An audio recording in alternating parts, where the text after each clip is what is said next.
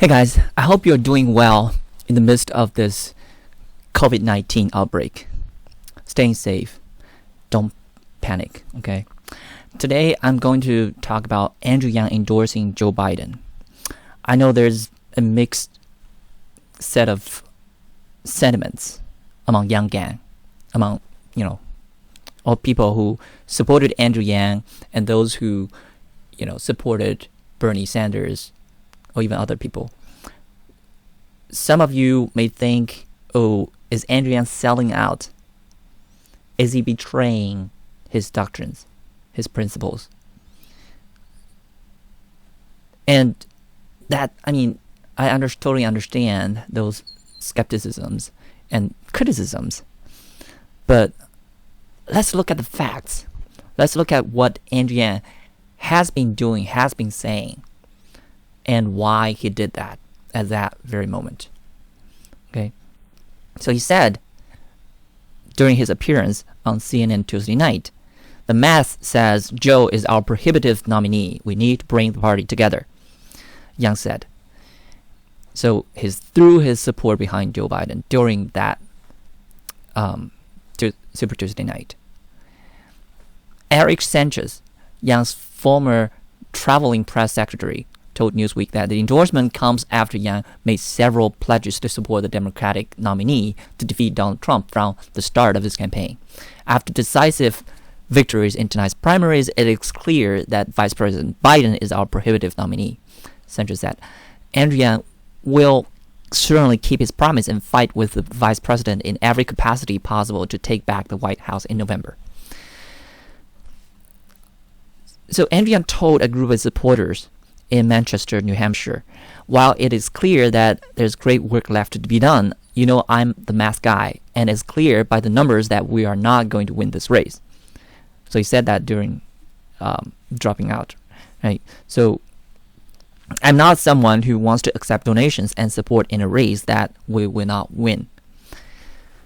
Endings are hard, and I've always had the intention to stay in the race, he added. "I'm the math guy, and it's clear from the numbers that we are not going to win this campaign." That was a sad moment, but he's been consistent. So he's been doing math. And I think this time around, it's the same. He's done the math. Biden is going to be the nominee, unless something totally absurd happens, totally unexpected happens. Like, for example, Joe Biden just melted down in the debate stage, or he got the coronavirus, God forbids. But those are unlikely events. And Bernie Sanders' path to victory is virtually non-existent at this moment, right? And unless those, very unlikely events happen. Of course, it could be. Nobody knows about what's going to happen in this race. And Andrew Yang used the word prohibitive nominee. Okay, that's an interesting word. So I look up what prohibitive means. So prohibitive means forbidding or restricting something. Interesting. So forbidding Joe Biden to become the nominee, or it means excessively high, difficult or impossible to pay. So it's extremely costly to have Joe Biden as the nominee. We couldn't afford it. Interesting. So some people said maybe he means prohibitive. It means presumptive instead of prohibitive, but if he does mean prohibitive, that's an interesting way to look at it. Maybe he's hinting on something. So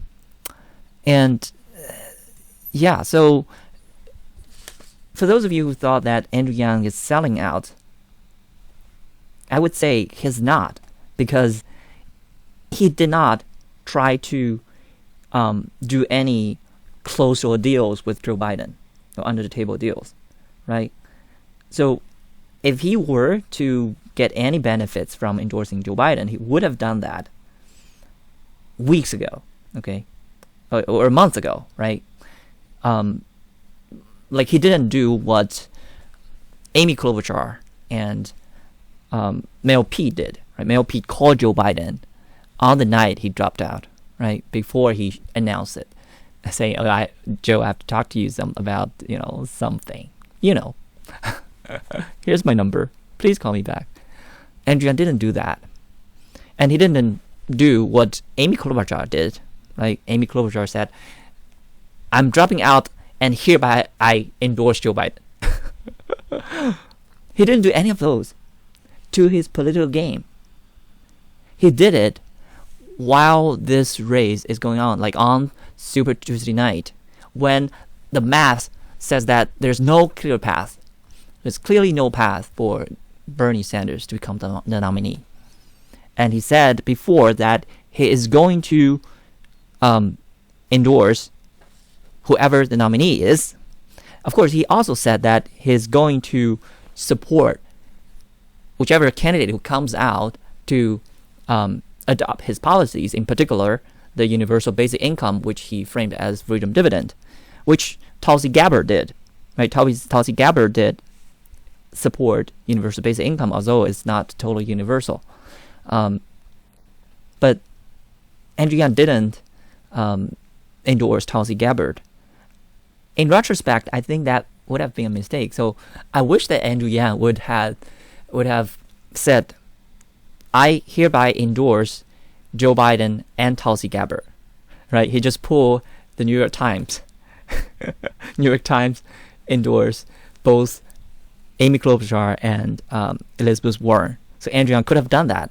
I endorse both Joe Biden and Tulsi Gabbard. I endorse Joe Biden because I think he is going to be the nominee, the prohibitive nominee, while I endorse Tulsi Gabbard because she is supporting universal basic income. I think that would have been very interesting, maybe very effective, and hilarious. Right? Shows his humor and he adheres to his disciplines. But of course, at that time, he was just doing his math. So in a sense, I feel like Andrew Yang is like an AI. Do you have the same feeling? I mean, he's doing math, like he's doing quick calculations all the time. Like it's like a program. Like at this point, boom, the window pops up saying endorse Joe Biden, and he did that. And somebody commented before, like, fact checking Andrew Yang is like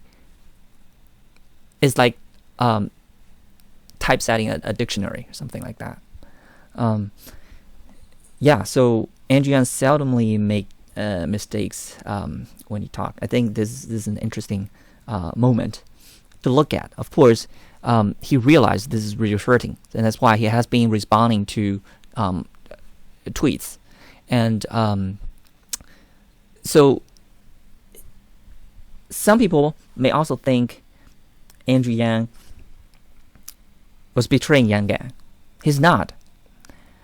By endorsing Joe Biden at that moment, he actually is trying to, I think he might be trying to maximizing his impact, right, of his endorsement. Because if he endorses Joe Biden, like after Joe Biden becomes the nominee, then his endorsement is almost useless, right?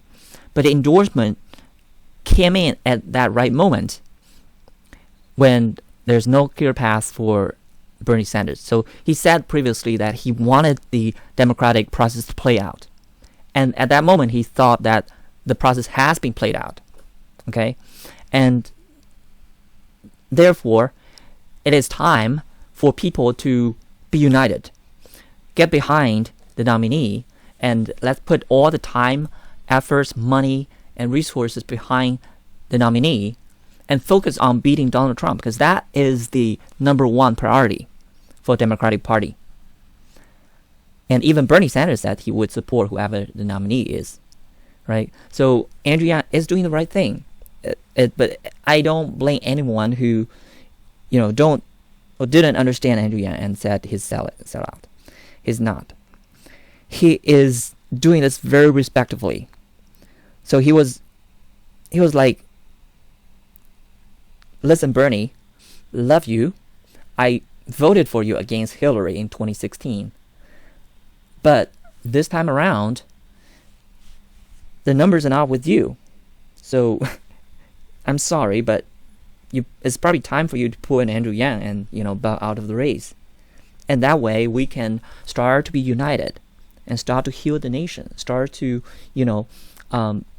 put all efforts and resources together to be able to beat Donald Trump. Because remember, Donald Trump is getting stronger this time than 2016. And we cannot have a weaker candidate than 2016.